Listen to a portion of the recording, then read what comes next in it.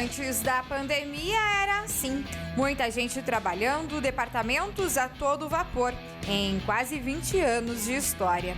Naquela época, mais do que hoje, era muito mais difícil você encontrar o veículo que você queria porque os recursos eram poucos. Você tinha um jornal com umas poucas linhas, onde você tinha que, através daquilo, sair rodando, encontrando o seu veículo. E aí nós pensamos, como podemos melhorar isso, né? Uma necessidade. Mas, de repente, o cenário mudou. E mudanças foram inevitáveis para manter-se nos índices do mercado. Nós sofremos um grande susto no começo do ano passado. Tivemos, sim, claro, perdas como todo mundo, mas rapidamente tivemos que nos reinventar e fazer novos produtos. Então isso rapidamente fez com que o nosso produto ele virasse a chave e continuasse sendo bem aceito. E os números voltaram a subir. Isso foi muito bom. Quanto aos colaboradores, uma adaptação na modalidade de trabalho foi necessária. Todas as pessoas que puderam ficar em casa, foram para casa e continuam em casa até hoje. Muitas nem voltarão para o escritório porque funcionou muito bem.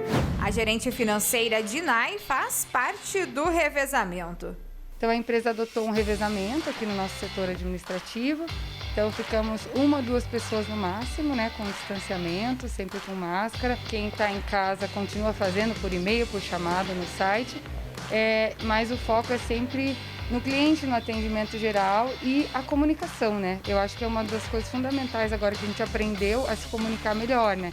Denner também faz parte deste quadro e teve que aprender a trabalhar em casa, até porque era acostumado ao contato direto com o cliente. Então, para mim, pessoalmente, foi uma adaptação um pouco complicada, assim, né?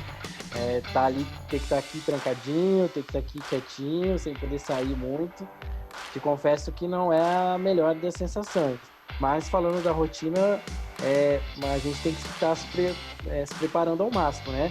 Procuro trabalhar todos os dias uniformizado, para justamente entender que eu estou numa rotina home office, mas também estou trabalhando, entendeu? Neste caso do home office, mesmo antes da crise na saúde, já era uma realidade que já vinha fazendo parte do cotidiano aqui no Brasil, com 3,8 milhões de brasileiros trabalhando desta maneira.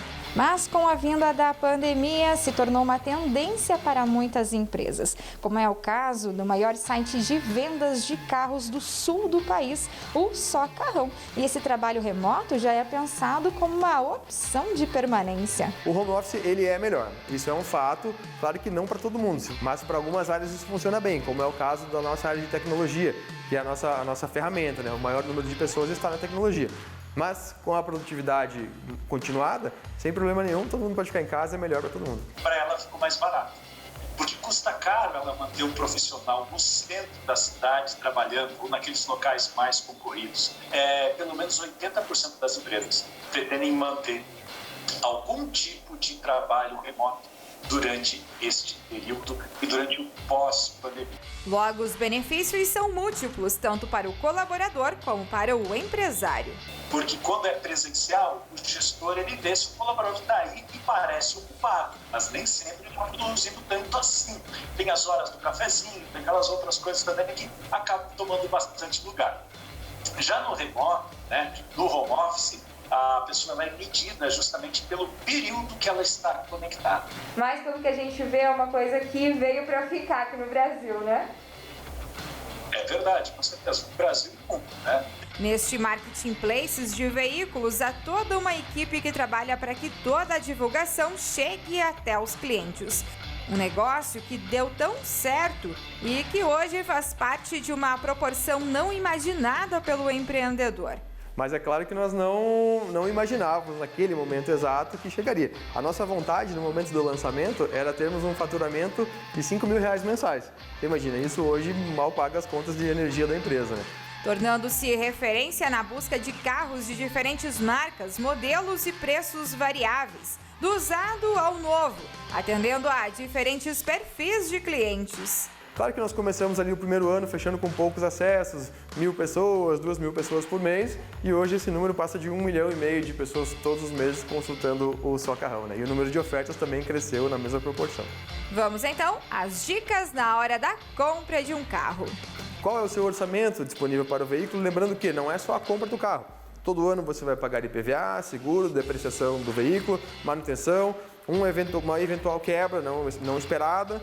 Então são custos que você tem que colocar na ponta do lápis. E o combustível. Claro que é muito melhor andar de carro do que andar de ônibus. Então, acesse o Só Carrão, escolha o carro que mais lhe agrada. Todas as opções de todos os carros à venda praticamente no Paraná e Curitiba estão ali. Acesse socarrão.com. Você pode namorar mais de 40 mil modelos de carros e aí sim, dentro da razão ou da sua necessidade, você escolhe e ali você faz como contato direto com todos os vendedores. E você pode acompanhar aí já esse VT falando desse site, empresa, site, jornal, que já tentou aí, se refez de todas as formas para se atualizar com os dias de hoje, Só Carrão. E para isso, estamos aqui com o Jorge Ávila e vamos conversar um pouquinho. Jorge, mais uma vez, obrigada pela tua presença. A gente sabe, né, que todo esse mercado financeiro, todas essas questões de vendas, tudo isso teve que se adaptar aos dias de hoje. E não foi diferente com as compras e vendas de automóveis, que tiveram que se adaptar aí com os home offices de todos, como qualquer outro segmento. Antigamente, quando você queria comprar um carro, você ia nos classificados. Sim. Eu lembro, é triste eu assumir, reconhecer isso, mas eu lembro disso, que o meu primeiro carro eu comprei procurando no classificados de jornal. Gente, sou velha mesmo, né? Tô velha.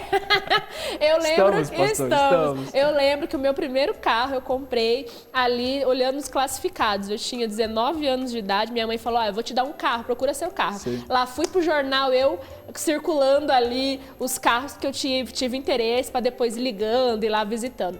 Isso aí a gente sabe que tudo, conforme todos os outros segmentos, os carros também migraram para o mundo digital. Sim. E não foi diferente aí para essa compra e venda de automóveis, né, Jorge? É verdade. Antigamente foi que nem a pastora falou, a gente procurava lá nos jornais e assinalava, fazia sempre uma bolinha, da minha época também. E ele viu nisso uma grande oportunidade de negócio e trouxe esses classificados para dentro do site Só Carrão, que hoje acredito que seja um dos maiores sites de venda de veículos de todo o Brasil. E assim, o interessante disso tudo é que o empreendedor ele tem que estar sempre buscando essas oportunidades, inovar, como fez o Tyrone. Ele viu uma oportunidade que trouxe uma inovação para o mercado e conseguiu aí uma fatia grande desse mercado de venda de veículos. Se ficar parado, alguém vai passar e vai atropelar, né, com certeza. A oportunidade surge para todos. Basta você estar na hora certa, sempre estudando, buscando essas oportunidades, porque ela não cai no seu colo também. Sim. E ali você encontra um grande nicho de mercado. Exatamente. E a gente sabe, né, como eles mostraram aí, que eles também passaram por essa situação de ter que migrar aí dos escritórios, que eles tinham ali os grandes telemarketings dele, ali os grandes escritórios, e passaram ali também para os home office. Como que foi essa questão toda, vamos dizer, de custo administrativo? Como que isso tem sido para essas grandes e médias empresas que conseguiram aí passar tudo para o seu home office em questão assim de custos de fato, de lucro? Isso ajudou, não ajudou a enfrentar esse momento de pandemia? O home office já era uma tendência antes da pandemia, né? Você vê as grandes organizações, instituições bancárias já estavam trabalhando com home office,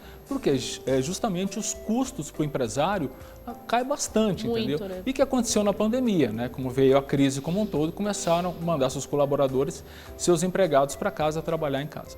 Para o empregador é excelente, diminui os custos, eles caem lá, às vezes até pela metade. E para o empregador também, esses custos diminuem com transporte, alimentação, né? Mas eu falo assim que tem um lado um pouco ruim também, né? A gente tem visto que muitos empregados aí, saiu uma pesquisa recentemente da Universidade de Stanford, que mostra que as pessoas estão tendo níveis altíssimos de ansiedade, depressão, problemas de dor de cabeça. Por quê? Muitas vezes você tem que ficar nessas videoconferências, nessas reuniões, Zoom, e às vezes tem muitas reuniões durante o dia que você não tem aquela interatividade, né? Você tem que ficar nas reuniões e aquilo está causando graves problemas nas pessoas. Então é importante que o empregador dê essa atenção ao seu empregado, né? Porque lógico, é bom estar em casa. Para o empregado é bom, às vezes ele está ali, consegue otimizar seu tempo, está com a sua família, mas tem também esse problema que às vezes ele está sozinho, muitos não têm família, está ali, né, moram em outra cidade com seus familiares. E acabam vivendo isolados, né? Aquilo que era para eles um momento de interação com a sociedade, vamos dizer assim, com outras pessoas, ele acaba vivendo sozinho e isso traz uma preocupação. Então acho que seria uma forma inteligente de você pensar também na saúde mental dos seus funcionários, né? Sim, e justamente e é o que está acontecendo demais. Aumentou muito os níveis de depressão e ansiedade. Você sabe que tem uma organização privada, chama-se NUB. Ela faz o recrutamento de jovens estagiários em todo o Brasil. E ela fez uma pesquisa com 30 mil jovens e a pesquisa mostra que 70% desses jovens eles preferem a interação com os seus gestores, o feedback com os seus gestores, pessoal, e não pelo Zoom, por essas plataformas. Eu sou sincera em dizer que isso para mim é muito bom, tem todas as suas vantagens, mas para mim a balança fica muito ali, a desvantagem ganhando disparado do que a vantagem. Eu concordo. Para o funcionário, eu acredito. Eu acho que é muito mais vantajoso para o empresário, para o empregador, do que para o empregado em si, o funcionário. Eu concordo com a pastora, porque eu acredito que essa interatividade, esse network, isso é muito mais saudável. Eu falo que a solidão profissional ela é muito ruim. Às vezes até a produtividade do funcionário ela cai bastante, em vez de aumentar, porque ele começa a ter as suas distrações, começa a procurar outras coisas na internet para quebrar aquele gelo, assim. E isso às vezes não é bom, entendeu? Então é interessante o empregador dar toda essa atenção para o colaborador, fazer ele sair um pouquinho daquele ambiente, faz algumas reuniões pessoais. Eu acho que essa mescla seria muito interessante, né, Jorge? Fazer assim, 2 dias na semana na empresa, 3 dias em casa, depois 3 dias na empresa, 2 em casa. Eu acho que dividir isso, fazer uma mescla disso seria o ponto ideal. E é importantíssimo para que essas pessoas não venham ter esses problemas emocionais, que é o que está tendo agora na pandemia. A gente está tão preocupado com o Covid, lógico, tem que continuar a preocupação, mas tem que se preocupar também com a parte emocional dessas pessoas, que é o que está acontecendo. Muito afetado. Muito afetado. E voltando a falar do Socarrão, desse site, a gente sabe aí que teve um grande impacto em todos os segmentos. E os carros também tiveram impacto. A gente sabe que os carros novos nunca tiveram uma queda, né? Os carros 0 quilômetros nunca tiveram uma queda tão drástica de vendas como agora durante a pandemia, esse período aí, pandemia, a gente viu que a venda dos carros diminuiu muito. E o Socarrão, ele vende ali os carros já seminovos, as pessoas que querem vender vão ali, colocam. E como que eles conseguiram, qual o motivo deles conseguirem fazer essas vendas de uma forma que tenha tanta produtividade, tanto lucro para eles, que são o site, que tem ali essa parte vamos dizer, da comissão deles, como também para quem faz a venda ali dentro do site? Eles viram que como as pessoas tiveram que ficar mais em casa, né, com a pandemia, eles viram ali uma oportunidade também. Hoje eles fazem até essas entregas. Você compra o veículo e o Socarrão, junto ao proprietário da loja, entrega esse veículo na sua casa. Não precisa nem ir na loja buscar. Não precisa nem ir na loja. Então ele viu nisso uma grande oportunidade, ele conseguiu se readequar no mercado, se reestruturou, aquilo que a gente sempre está falando, né, pastora? Sim. Importante a empresa se reestruturar, inovar, e foi isso que o Socarrão fez. E ali ele conseguiu o seu crescimento, conseguiu voltar a ter bons índices de venda no mercado. E a Ford também teve essa saída, né, inesperada. Eu sou de Taubaté, sou natural de Taubaté, sou natural, mas voltei para Taubaté com 14 anos, 15 anos, vivi ali, conheci meu esposo lá, fui obreira lá há muitos anos, é minha cidade do coração. E saber, quando eu soube da notícia, né, da saída da Ford, a gente sabe o quanto isso impacta na vida das pessoas ali em Taubaté.